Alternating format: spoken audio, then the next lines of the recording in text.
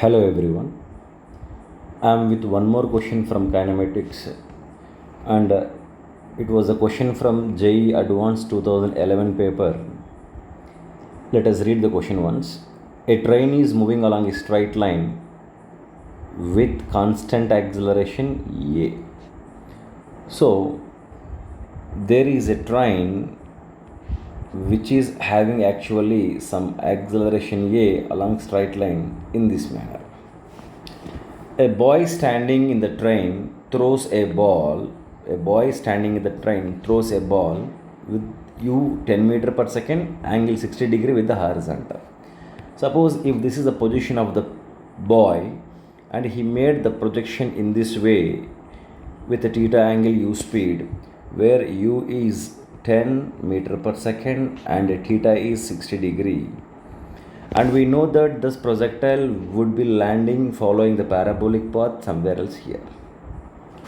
See, if the projectile landed from A to B in time capital T, which is time of flight, in this time of flight time, train also traveled some horizontal distance. Suppose if this end is called as P, now that end P will be somewhere else here. As a part of the train, even boy also travels in this distance, which is say S amount of distance.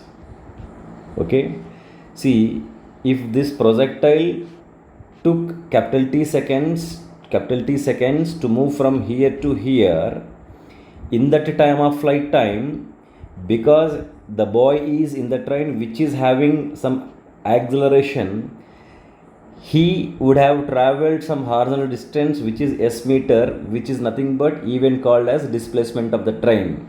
I repeat, s is nothing but displacement of the boy with respect to the ground, or displacement of the train with respect to the ground.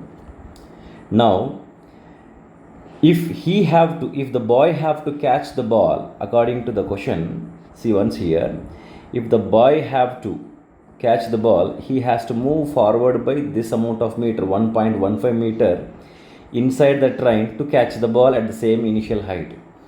So that is nothing but he have to cover this 1.15 meter to catch the ball. So totally what I can say, the range of projectile can be expressed as s plus 1.15 meter. So main target here is to find the value of acceleration of the train. So first here let us calculate the capital T value, which is a time of flight 2 uy by g, which is 2 uy means u sin theta 10 sin 60 root 3 by 2 by g is 10, which we get as root 3 seconds.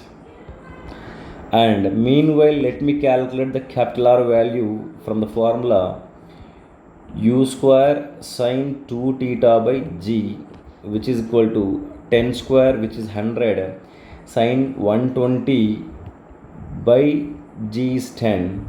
As we know, it is 10 ones, 10 tens. Sin 120 is sin of 90 plus 30 cos 30, which is root 3 by 2. You get 5 root 3. Right? So in this way, we must be ready with our value of capital R as well as capital T.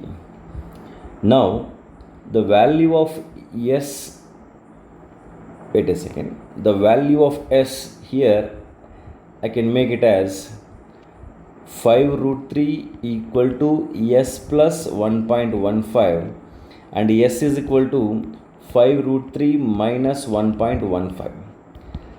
This 5 into 1.73 minus 1.15, and it will be like 8.65 minus 1.15. You will get S value as 7.5.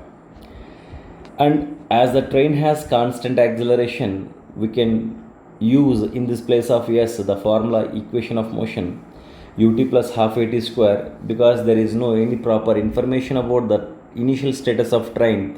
You can consider it as like initial speed of the train is 0. So directly you can write S is equal to ut plus half at square. U is 0, make it as directly S is equal to half a t square, where t is capital T, right? I mean, in the time of flight time, how much distance this person has traveled, or distance the train has traveled, is what our intention to calculate here.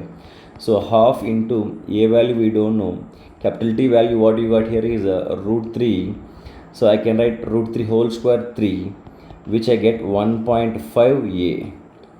Therefore from our earlier value what I got s as I can write in this place 1.5 into a equal to 8.65 minus 1.15, which is 7.5, and will be written as 7.5 by 1.5.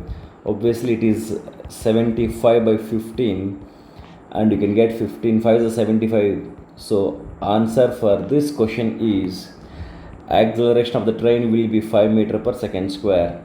Already I have noted the answer which I supposed to get that, and with this method we have achieved the value of acceleration as 5 meter per second square. Thank you.